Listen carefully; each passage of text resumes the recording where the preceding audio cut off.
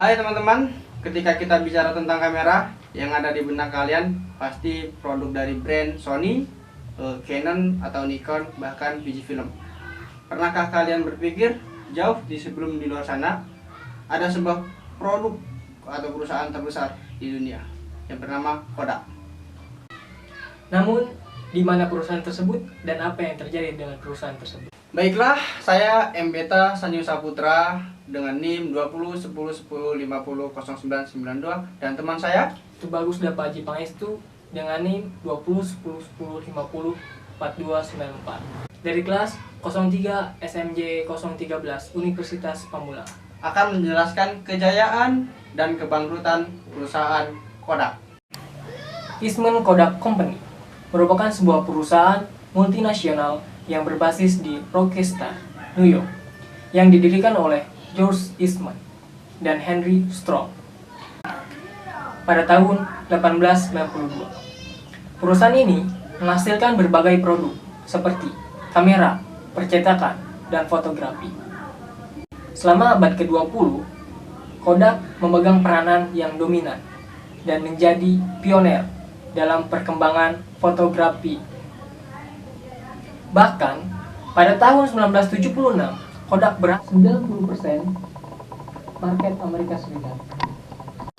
Saking Kodak pada masa jayanya adalah Fujifilm, perusahaan dari Jepang yang sukses di negaranya.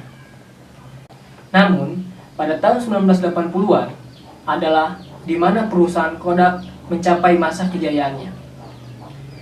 Hingga tahun 1990-an. Mendekati tahun 2000, perusahaan ini masih terlihat sangat mendomisili pasar kamera. Lalu, kenapa Kodak bisa bangkrut? Pada tahun 2012, Kodak mengumumkan kebangkrutannya. Mengapa demikian? Karena ada beberapa hal yang melatar belakangi sehingga Kodak mengalami kebangkrutan.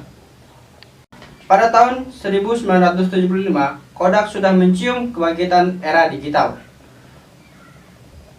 Bahkan mereka telah memiliki kamera digital tersebut. Namun, meskipun demikian, kamera digital mulai muncul dan mengembangkan sayap pada tahun 1990-an. Dan faktanya, Kodak masih terdiam dan tidak melakukan apapun. Yang kedua, mereka ragu untuk mengeluarkan produksi mereka sendiri. Terbukti pada tahun 1994, Kodak bekerja sama dengan Apple untuk mengeluarkan produksi kamera digital pertama yang bernama DC20 dan DC25 dengan logo Apple dan laku di pasaran.